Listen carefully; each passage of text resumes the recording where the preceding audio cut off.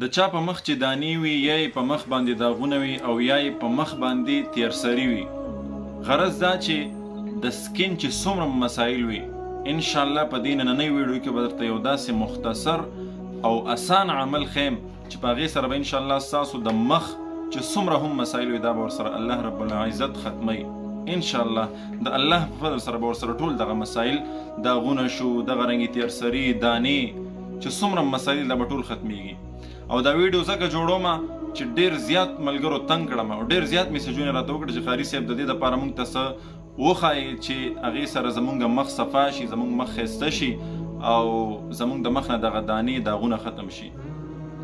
ملګرو ډېرې زیاتې خبرې در سره نه کوم، خو مختصر عمل درته ښیمه، نه مشکل پکې شته، نه پې ټایم لګي او انشاءالله چې دواړه فایدې به وي. ثواب به هم درته پې الله درکوي او ورسره به د مخ چې څومره مسایل دي دا به هم ورسره ختمیږي، مخ به هم ښایسته شي انشاءالله.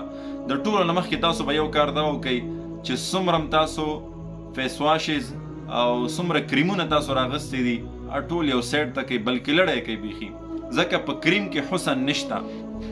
کریم او فیس واش دا مصنوعي حسن دی. که ودېوالو نو یو وخت یو ګنټې نیمې ګنټې دپاره به څه ناڅه ښایسته خو شي، خو نقصان پکې دی، فایده پکې نشته. په دغې فیس واشز، په دغې کریمونو کې، په دغې صابونونو کې فایده نشته.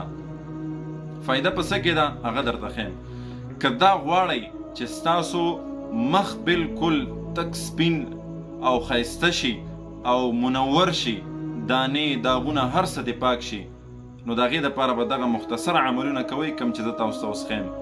اول نمبر به داسې کار وکئ چې 5 وخته مونځ به خپل برابر کوئ او ورسره هم که وس کېدو نو نوافل هم کوئ. او په مونځ کې نور کله که مونږ تاسو وګورو سبحان ربي الاعلی چې مونږ په سجده کې وایو نو 3 ځل وایو، تاسو به د نن نه پس 7 پیرې وایي یا به 11 پیرې وایي یا به د دې نه هم نور زیات وایي. چې څومره تاسو سجده په مونځ کې اوږده کړه دا یاد وساتئ، انشاءالله دومره به ستاسو سکین، ستاسو چهره، دا به ستاسو مخ دا به پاکیږي انشاءالله او ښایسته کیږي به. قدرتي نور او کشش او خوږوالی به پکې الله پیدا کوي. دا څومره دانې څومره داغونه دا به الله ختموي ورسره. اول نمبر سجده اوږدول، سجدې زیاتول او سجده اوږدول. د هغې نه پس دویم عمل چې ورته ښیمه 3 عملونه دي.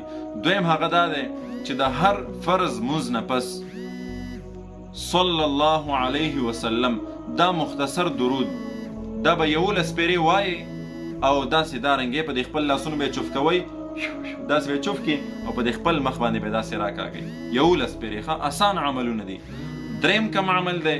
دریم دا دی د سحر مونځ نه پس، سحر مونځ چې وکړو، سحر مونځ به دې عمل سره لازمي وي. که د سحر مونځ هم قضا کو او د سحر په مونځ کې هم قضایانې راوستې، بیا به دا نه وایي چې قاري صاحب دا وظیفه زه کوم او پیدا یې مونږ ته رانه کړه.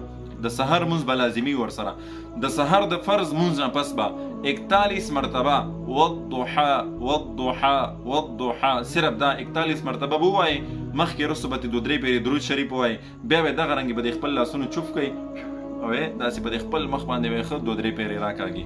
نو انشاءالله ډېر په ذمهوارۍ سره درته وایم که دغه عملونه تاسو وکړل، ډېر په ذمهوارۍ سره درته دا خبرې کوم ملګرو، که دا عملونه تاسو دا مختصر عملونه وکړل نو انشاءالله ستاسو د مخ چې څومره مسایل دي دا به ټول ورسره الله رب العزت ختموي. او دا یاد وساتئ دا عمل د نارینه او زنانه دواړو دپاره دی.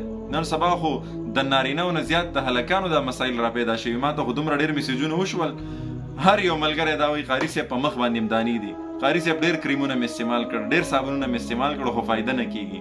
نو ملګرو ډېر زیات مجبور شوم او د دې ملګرو نه ډېر زیات تنګ شوم، ځکه دغه ویډیو جوړوم چې تاسو ټول ملګرو ته د فایده ورسیږي او اجتماعي طور دغه ویډیو دغه ملګري وګوري او د دې نه خلاص شم. ځکه ډېر زیات میسیجونه کوي، ډېر تنګ کړم قاري صاحب تاسو موږ ته عمل وښایي. تقریبا د هفتو نه بلکې د میاشتو نه مې ملګري په تمه کړي. بل انشاءالله چې ټایم میلاو شو تاسو به ضرور زه ویډیو جوړم او دغه ټول ملګرو ته به دا عمل ورښایم انشاءالله.